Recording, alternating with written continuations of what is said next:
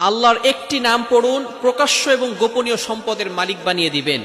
এটা আমি বলছি না, আলী রাদিয়াল্লাহু তাআলা আনহু বলেছেন। কানজুল উম্মালের 975 নম্বর হাদিসের ভিতরে আসছে, হযরত আলী রাদিয়াল্লাহু তাআলা আনহু বলেছেন, যদি কোনো ব্যক্তি অলওয়েজ আল্লাহ তাআলার একটি নাম পাঠ করতে পারে, তাহলে আল্লাহ পাক রব্বুল আলামিন তাকে প্রকাশ্য এবং গোপনীয় সম্পদের মালিক বানিয়ে দিবেন। প্রকাশ্য সম্পদের মালিক মানে হচ্ছে আল্লাহ তাআলা আপনাকে সম্পদ দান করবেন, আল্লাহ তাআলা আপনাকে গাড়ি বাড়ি দান করবেন।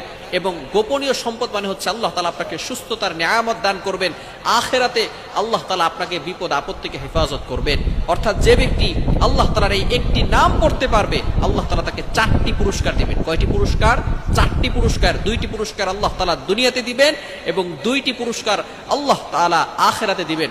দুনিয়াতে যে 2টি পুরস্কার দিবেন, 1 নাম্বার হচ্ছে তার অভাব আল্লাহ তাআলা দূর করে দিবেন। আপনি অভাবে আছেন, কষ্টে আছেন, আল্লাহ তাআলা আপনার অভাব দূর করে দিবেন। আল্লাহ তাআলা আপনাকে কারো প্রতি মুখাপেক্ষী বানাবেন না। একটা কাঁচা মরিচের জন্য আপনি কারো কাছে যাবেন না। যদি আল্লাহ তাআলা আপনাকে সম্মান বাড়াতে চান, 1 নাম্বার হচ্ছে আল্লাহ তাআলা আপনার অভাব দূর করে দিবেন। নাম্বার 2, দ্বিতীয় নাম্বার হচ্ছে আল্লাহ তাআলা আপনাকে সমাজে প্রতিষ্ঠিত করবেন। আল্লাহ তাআলা আপনার ইজ্জত বাড়িয়ে দিবেন, আপনার সম্মানকে বাড়িয়ে দিবেন। এই 2টি পুরস্কার আল্লাহ তাআলা দুনিয়াতে দিবেন এবং আর 2টি পুরস্কার আল্লাহ তাআলা আখিরাতে দিবেন। 1 নাম্বার আল্লাহ তাআলা কবরের আযাব আল্লাহ তাআলা ক্ষমা করে দিবেন, বলেন সুবহানাল্লাহ। এবং দ্বিতীয় নাম্বার পুরস্কার আখিরাতে দিবেন, সেটা হচ্ছে আল্লাহ তাআলা বলবেন, উদখুলিল জান্নাতা বিরহমাতি, go to the paradise with my mercy, আমার দয়ায় তুমি জান্নাতে চলে যাও, বলেন সুবহানাল্লাহ। এই 4টি পুরস্কার দিবেন। দোয়াটি হচ্ছে একেবারে ছোট্ট, আল্লাহ তাআলার নাম লা ইলাহা ইল্লাল্লাহুল মালিকুল হাক্কুল মুবিন। লা ইলাহা ইল্লাল্লাহুল মালিকুল হাক্কুল মুবিন। এই নামটা আমরা পড়তে পারবো না? যদি আমরা এই নামটা পড়তে পারি, আল্লাহ তাআলা 4টি পুরস্কার দিবেন, প্রকাশ্য গোপনীয় সম্পদের মালিক বানিয়ে দিবেন। আল্লাহ তাআলা আপনাকে সুস্থতার নিয়ামত দান করবেন, ইজ্জত সম্মান বাড়িয়ে দিবেন, অভাব দূর করে দিয়ে আল্লাহ তাআলা সম্পদের মালিক বানাবেন, সমাজে প্রতিষ্ঠিত করবেন, কবরের আযাব বন্ধ করে দিবেন। কবর হচ্ছে খুব ভয়ঙ্কর জায়গা। মানুষ যখন ইন্তেকাল করবে, মৃত্যুবরণ করার সাথে সাথেই আল্লাহ পাক রব্বুল আলামিন মুসলমানদের জন্য এমন একটা বিধান দিয়েছেন, ওইখানে তাকে দাফন করা হবে, কবরস্থ করা হবে।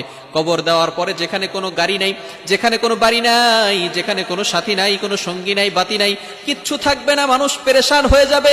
যখন সকল মানুষ তাকে দাফন করে চলে যাবে, এমন সময় 2 জন ফেরেশতা মুনকার নাকির আসবে।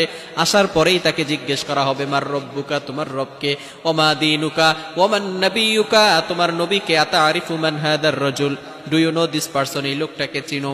এই 3টি প্রশ্ন করা হবে।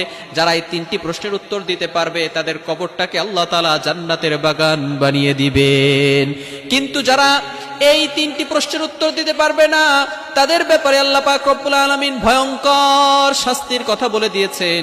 আল্লাহ পাক রব্বুল আলামিন জানিয়ে দিয়েছেন যে সাথে সাথে তাদের কবরের ভিতরে জাহান্নামের আগুন দ্বারা জ্বালিয়ে দেওয়া হবে। কঠিন পরিস্থিতি হবে।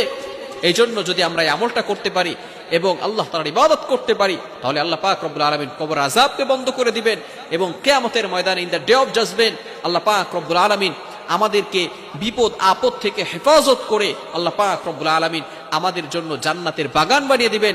উইল গো টু প্যারাডাইস, আল্লাহ তাআলা বলবেন তুমি জান্নাতে চলে যাও। এজন্য আমরা আল্লাহ তাআলার এই একটি নাম পড়তে পারবো তো ইনশাআল্লাহ? লা ইলাহা ইল্লা